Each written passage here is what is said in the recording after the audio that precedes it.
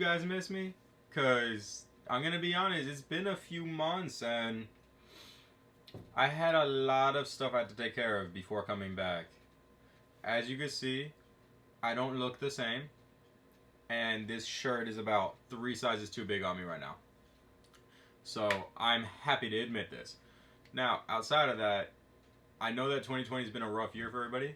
I just wanted to say that for those of you who actually took everything that's been difficult this year and turned it into wins, found the good side in it, I'm proud of you because I had to do that myself.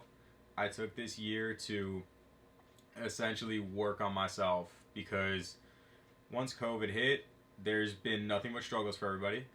I personally was furloughed, so I didn't even have work for about, honestly, I'm gonna just say it's been like 2 weeks of actual time that I had off because I found a job almost immediately before I even received unemployment.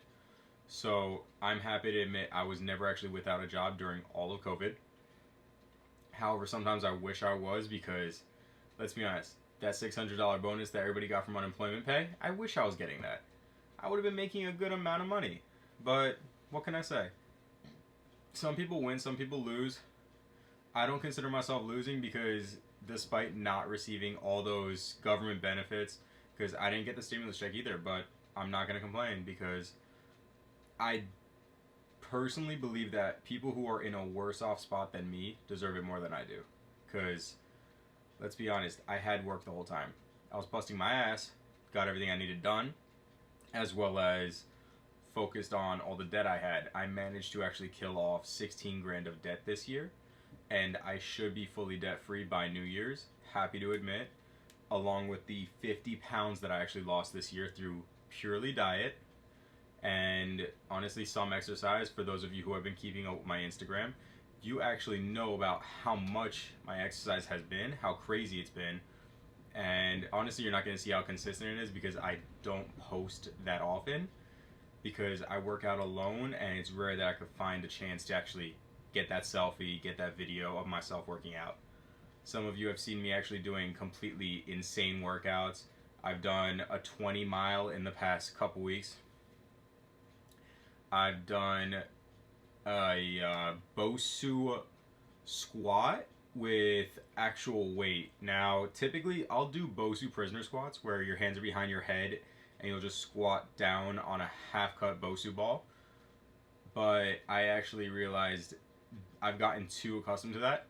I needed to up my game. So I actually took a bar and added, I think it was 45s or 35s to each side before going back on. Now, that hits your legs extremely. It was tiresome, but extraordinarily beneficial to the body. I needed that because my balance has been a little weak lately, just because I lost all this weight, but I haven't had the chance to actually work on my balance yet. So I'm still readjusting my equilibrium. But I'm happy to announce that I've turned this, what people consider horrible year, into a personal win. And honestly, I'll add a link in the description where I'll actually see if I can work one-on-one with some of you to help you guys turn your lives around as well, because this was given to me. Someone actually helped me get to this point, so I'd like to share that with the rest of you as well. Now, outside of that, can we just acknowledge that we've got some awesome anime coming out this year, 2021? Well, this coming year of 2021. Starting with, but let's be honest, it's gonna be epic and compacted full of amazing series following this. We are starting with The Promised Neverland second season, which is expected to drop on January 7th. Now, what does that mean for us? It means that we're gonna get a sequel to an anime that I personally thought wasn't gonna receive a sequel. It's an amazing series, action-packed, full of all that emotional adventure, and a lot of you do love it. I have to actually rewatch it because I didn't retain much of it the first time I watched it. So that's something I'll get done beforehand because let's be honest, I got over a month to do it. So I'll probably knock it out like it was a joke. I've officially reached over 1,300 anime that I've personally watched, completely different series. I do count seasons as series as well, though, so just keep that in mind. I've reached over 1,300 throughout my lifetime. And I'm happy to announce that my list is actually starting to reach almost half of what I've seen, because let's be honest, they didn't have anime list back when I first started. And I was in middle school, so I was just pounding out anime after anime. So my list is exponentially larger than my recorded list. But as I rediscover the ones that I've seen as a child, I do add them to the list so I could just mark them off. And I do have it in the description, so you guys are more than welcome to check out anything that I have watched, or plan to watch, actually. I have a plan to watch list on there too, as well as what I'm currently watching. Let's be honest, I've been watching One Piece for the past... We're in 2020. For the past 15 years. Actually, no. For the past almost 20 years. I started watching it when it was on 4Kids. So, it's been, I think, 18 years since then. And I'm happy to announce I am fully caught up. And I hope that whoever's watching this will give it a chance, because it is worth watching.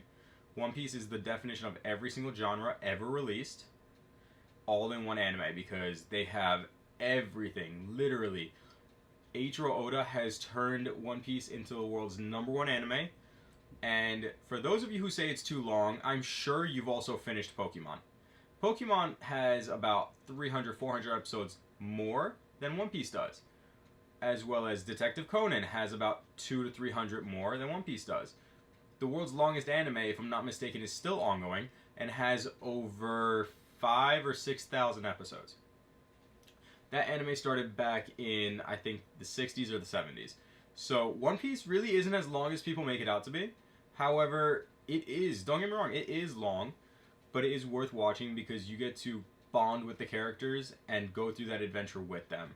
It hits you at your heartstrings, you get to emotionally enjoy it as well as spiritually. What can I really can't help it. Like, I'm starting to tear up. One Piece is #1 in this world, not because of what it is, but because of the potential it gave to anime itself. So that's really all I have to say. Promised Neverland is currently expected on January 7th.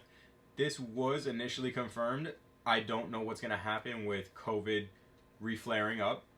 There has been a lot of lockdowns lately, so hopefully we can get through this.